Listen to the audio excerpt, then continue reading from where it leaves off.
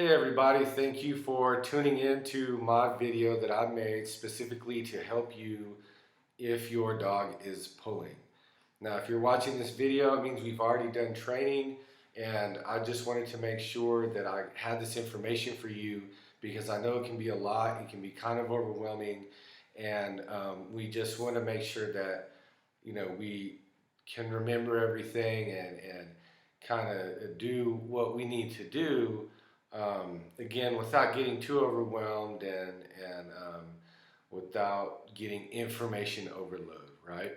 So now again, this is if your dog is pulling. This is not for every dog or any dog. If you've trained with me, then you know that I have different rules for different dogs. So again, this just applies to you if your dog is pulling and you're having difficulty in that way, whether it's jumping, lunging, barking, just not being manageable on the lead. It's different if your dog is hanging back and kind of being fearful or stubborn. That's a different approach. So with that being said, let's go ahead and get started. So my number one rule, if you remember, is that the walk starts in the house. So what this means is that I want calm submission before I even put the leash on. So what we don't want to do is be getting our dogs excited. Now again, this is for dogs that are pulling and being too excited on the walk. So what we might have been doing in the past is kind of getting our dogs excited about the walk, right? You want to go on a walk? You ready to go? You want to go? So that right there, again, is getting your dogs excited. So just the fact that they see you walk towards the cupboard or wherever you're keeping your leash could already be getting your dog excited. So what we want to do, if that's the case, is again go back and do the routines where you will go get the leash, stand by the cupboard, pull it out, and then just put it back. And what we're doing is teaching the dog now that every time we walk to this area or even grab the leash, it just doesn't mean it's time to get excited, time for a walk. Now, what we want to do when we're ready for the walk is we want the dog to be calm, right? Calm and submissive. So remember, they're reward and consequence based.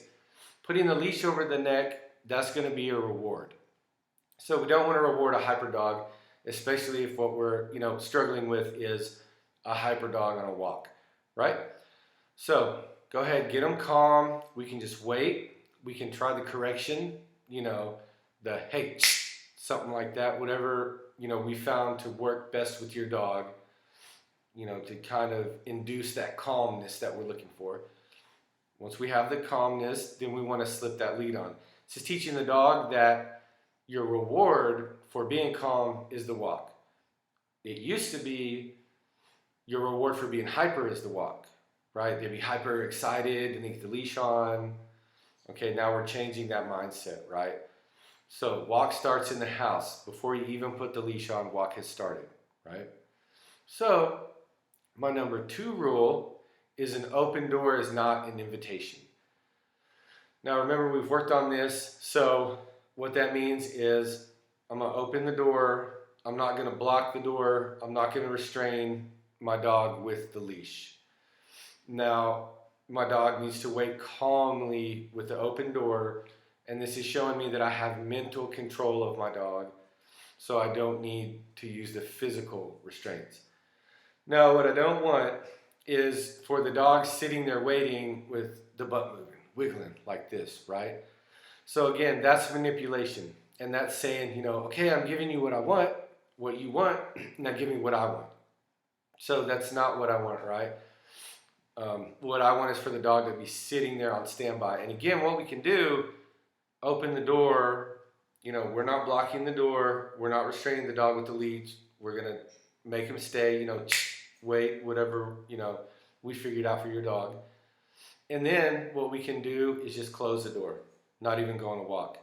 And do this routine as many times as you need to in order to get the dog to learn, like, okay, just because the door opens and I have the lead on, doesn't mean we're going on a walk, right? Once you get the calmness And you know, the number 3 rule, it's not a rule, but I like it, is eye contact, right? I don't have to get that every time. If I get the other 2 things, the calmness and the waiting at the door, we can go. We don't need to wait for the eye contact, but I like it. It's nice. It shows you that they're really in tune with you, right? And then we can go. You don't have to go out the door first. I know a lot of trainers will say that, but it's not practical when you know you have to shut the door behind you. Just let the dog go out. What we don't want is for the dog to be crossing the boundary line, right? Walking up calmly to the threshold and then, right? What's that showing me is that there is tension around that threshold. So that means you're going to have excitement going out and coming in. Remember, whatever state of mind a dog's in, when they cross a boundary line, any kind of doorway is going to be amplified. So we want calm. That's again why the walk starts in the house. All right, so now that we're on the walk, what do we want to do, right? We want our dog behind us. Now again, I will let some dogs heel, walk beside me, if they can handle it. Most likely, if you're watching this video, your dog cannot handle that. They're just going to look at it as you being weak. Just the fact that you let them even get up by your knee, right? And then what are they going to do? They're going to constantly be bobbing and weaving, kind of poking at the back of your leg, kind of moving here, moving there. It's not a relaxed, comfortable walk, right, with this type of dog. If that's the case, we need to give the correction and get them back. We want them trailing so that if I'm holding my lead, and this is a 5-foot lead, I want to be holding it about right here. Okay, so I've got about just a little handle hanging out. And for most dogs, that's going to give them enough space to stay behind me without me kicking them or them kind of poking in the butt, right? So I don't want to be holding the lead with 2 hands and not enough slack for them to do that. I want to make sure they have enough slack, they're far enough behind me. Now, again with the rewards, every time you take a step forward, that's a reward. Every time a dog takes a step forward, that's a reward. We don't want to move forward if the dog is too close up on our butt, right? Again, if they're bobbing, weaving, kind of fighting for that position, we want to give a correction, get them back. Get that 2-3 feet of comfortable space where they're really just trailing you. Now, as soon as you start walking, if they just come right up on you again, you know, we really need to correct that, get them to stay back and walk again with that comfortable space where you have a loose lead. There's just a little bit of, you know, hanging in there, little bit of slack, not so much slack where they're going to be stepping on the lead, but just a really good, comfortable amount for you and the dog. Now, again, every time they creep up, if you see them in your peripherals or you feel them, time for correction. Now, with your dog, you know, we will have worked out what the appropriate correction for your dog is and the effective correction for your dog is. So do that, right? If it's not working, if you need to do it more than once, give me a call anytime. Let me know, hey, we need to find another way to do this. Don't just keep going with the walk and letting things kind of snowball back into where, you know, you probably were when you called me, right? So, again, get that effective correction, get them back.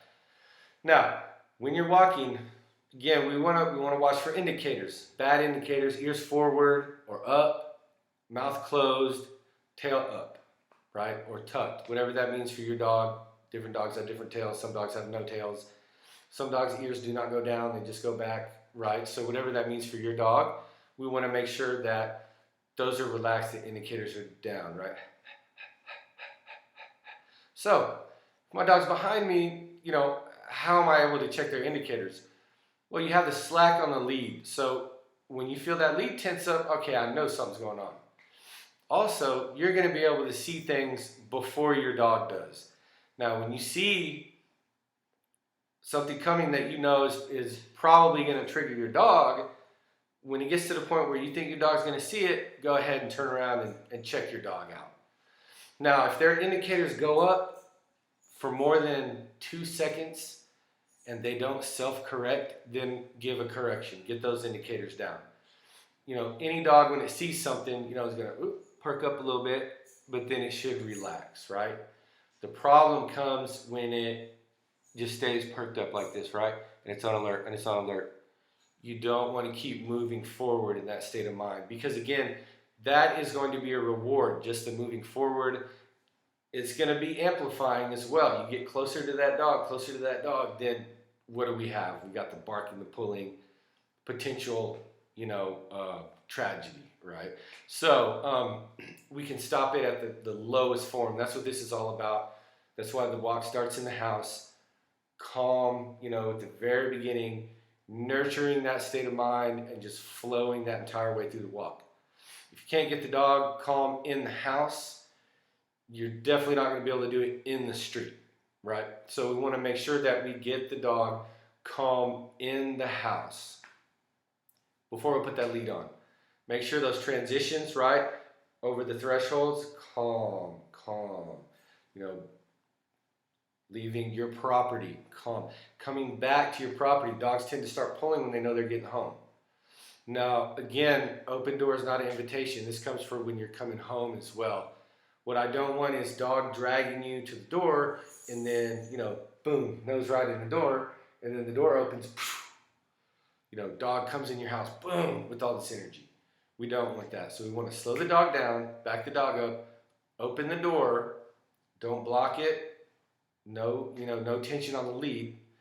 Make sure that we have mental control on our dog and the dog's waiting for our okay. Once they get our okay, then they can calmly enter the home. And now you've got a calm, most likely very tired dog from doing all that work on the walk. So I hope this helps.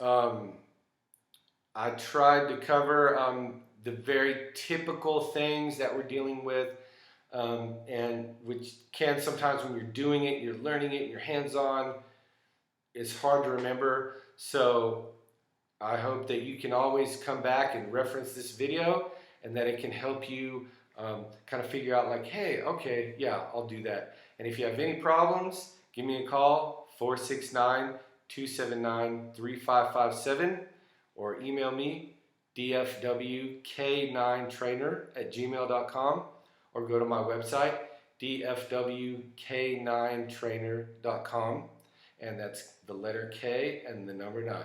Thanks.